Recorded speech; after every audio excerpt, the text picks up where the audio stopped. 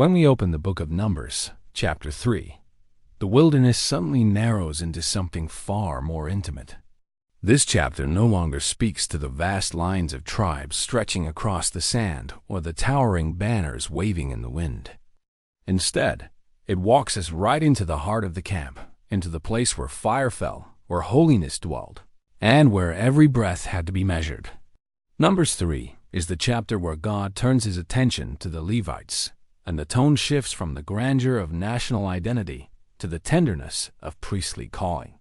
In the previous chapters, Israel discovered who they were as a nation.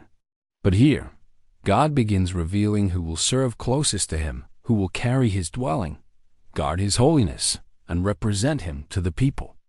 Chapter 3 is not about numbers the way the earlier census was. It's about nearness. It's about consecration. It's about the cost of proximity. It opens with a sobering reminder, the names of Aaron's sons who served as priests, and the two who perished when they offered strange fire. Nadab and Abihu are mentioned not to shame them, but to anchor the reader in the reality that God's holiness is not symbolic. It is a living force, a consuming fire. It is something that invites us close, but never casually.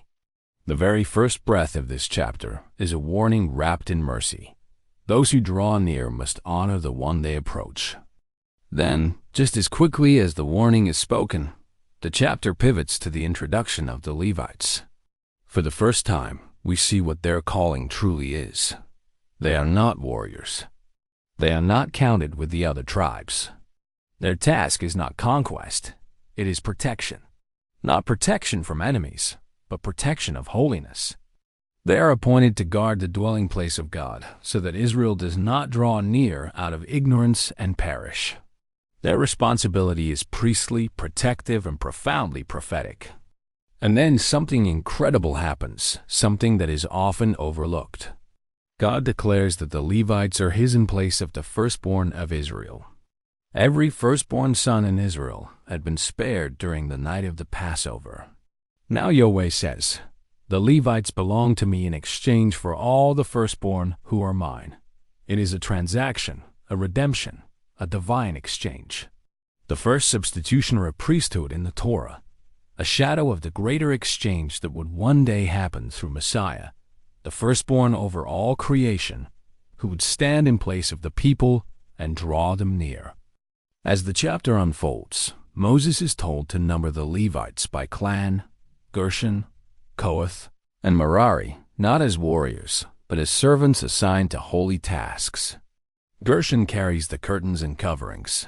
Kohath carries the most sacred objects themselves, and Merari carries the boards, frames, and structure. 3 clans, 3 layers of glory. One carries the beauty, one carries the holiness, one carries the foundation. Together, they move the dwelling of God through the wilderness like a living organism. But the placement of these clans around the tabernacle is where the chapter becomes breathtaking.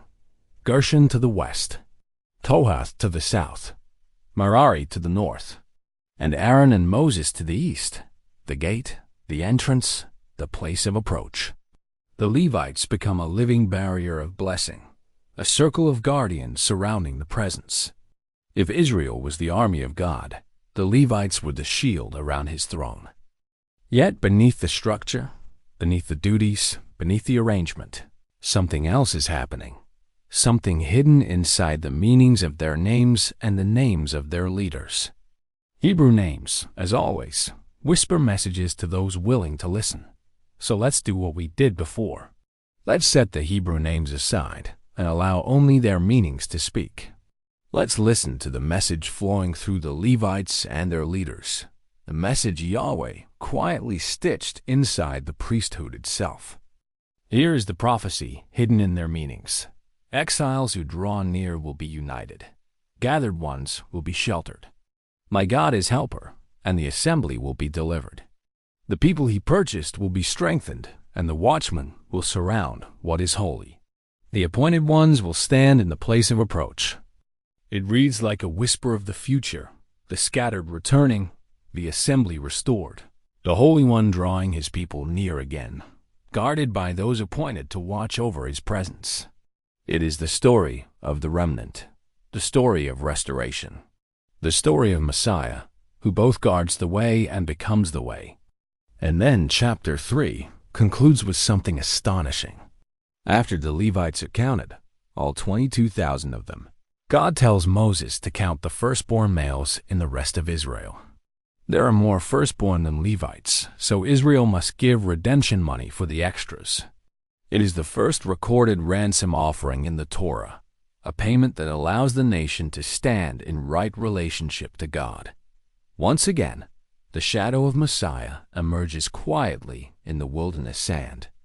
By the time the chapter ends, the Levites are no longer just another tribe. They are the heart guarders, the presence bearers, the ones who walk closest to the fire. Israel has their warriors, but now Israel also has their priests. Numbers 3 teaches us something profound. Nearness to God is both a privilege and a calling. Holiness is a gift, but it is also a responsibility. And the God who dwells among his people never leaves his presence unguarded, not by walls, but by people, by servants, by those willing to carry the weight of his dwelling. In this quiet chapter, this priestly census, we discover that the wilderness was not merely a place of wandering. It was a sanctuary under construction, with every clan, every task, and every name declaring the same truth. The Holy One dwells among his people, and he appoints those who will carry his presence from generation to generation.